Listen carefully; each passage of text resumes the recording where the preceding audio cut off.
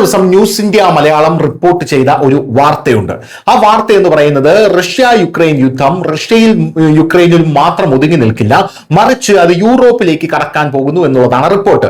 ഈ റിപ്പോർട്ടിൽ കൃത്യമായി റഷ്യ ഏതൊക്കെ രാജ്യങ്ങളെയാണ് ലിസ്റ്റ് ചെയ്തിരിക്കുന്നത് എന്ന് പറയുന്നുണ്ട്. അതിൽ യൂറോപ്യൻ രാജ്യങ്ങളാണ് കൂടുതൽ. അതിൽ UK ഉണ്ട്, അതിൽ ജർമ്മനി ഉണ്ട്, അതിൽ ഫ്രാൻസ് ഉണ്ട്, അതിൽ ലിത്വാനിയ ഉണ്ട്. അങ്ങനെ പല പല രാജ്യങ്ങളും ജർമ്മനി അവരുടെ ഹിറ്റ് ലിസ്റ്റിൽ ഇട്ടിട്ടുണ്ട്. ഏത് നിമിഷം വേണമെങ്കിലും ഇവരിലേക്ക് ഒരു ആക്രമണം വന്നേക്കാം എന്നുള്ളതാണ് പാശ്ചാത്യ മാധ്യമങ്ങൾ റിപ്പോർട്ട് ചെയ്തത്. അത് ഞങ്ങൾ നിങ്ങളിലേക്ക് എത്തിച്ചു. അപ്പോൾ ഇങ്ങനെ ഒരു റിപ്പോർട്ട് പുറത്തു വരുമ്പോൾ റഷ്യ സൈനിക നടപടി, അതായത് സൈന്യത്തെ സജ്ജമാക്കിക്കൊണ്ടിരിക്കുകയാണ് എന്നും കൂടെ നമുക്ക് അതിന്റെ കൂടെ ചേർത്ത് വായിക്കേണ്ടതുണ്ട്. ഇപ്പോൾ ഇതാ ആ ഹിറ്റ് ലിസ്റ്റിൽപ്പെട്ട ഒരു രാജ്യം, അത് റൊമേനിയയാണ്.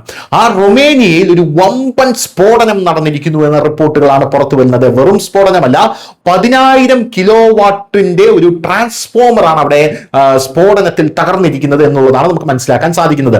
മാസീവ് ബ്ലാസ്റ്റ് ഇൻ റൊമേനിയ എന്നാണ് പാശ്ചാത്യ മാധ്യമങ്ങൾ ഇതിന്റെ തലക്കെട്ട് കൊടുത്തിരിക്കുന്നത്. A 10,000 kilowatt transformer with 30 tons of oil reportedly exploded at a heating plant in Bucharest. അതായത് റൊമേനിയയുടെ തലസ്ഥാനമായിട്ടുള്ള ബുക്കാറസ്റ്റിൽ 10,000 കിലോവാട്ട് ഒരു ട്രാൻസ്ഫോമറും 10 ടൺ ഓയിലും വമ്പൻ സ്ഫോടനത്തിൽ തകർന്നിരിക്കുന്നു എന്ന റിപ്പോർട്ടുകൾ പുറത്തു വരുന്നു. Another piece of critical infrastructure going up in flames somewhere in the world. അതായത് ലോകത്തിൽ ഇപ്പോൾ നിരന്തരം ഈ ഊർജ ഇൻഫ്രാസ്ട്രക്ചറുകളെ തകർക്കുന്ന പദ്ധതിയാണ് യുദ്ധങ്ങളിൽ പല ആൾക്കാരും എടുത്തുകൊണ്ടിരിക്കുന്നത്. അമേരിക്ക ആയിരുന്നാലും ശരി, എണ്ണക്കിണറുകൾ നശിപ്പിക്കുക, എണ്ണപ്പാടങ്ങൾ നശിപ്പിക്കുക, ഇറാൻ ആണെങ്കിലും ശരി, ജലശുദ്ധീകരണ പ്ലാന്റ് നശിപ്പിക്കുക, അങ്ങനെ പല കാര്യങ്ങൾ റഷ്യ യുക്രൈൻ യുദ്ധത്തിൽ നിരന്തരം നമ്മൾ കണ്ടതാണ്.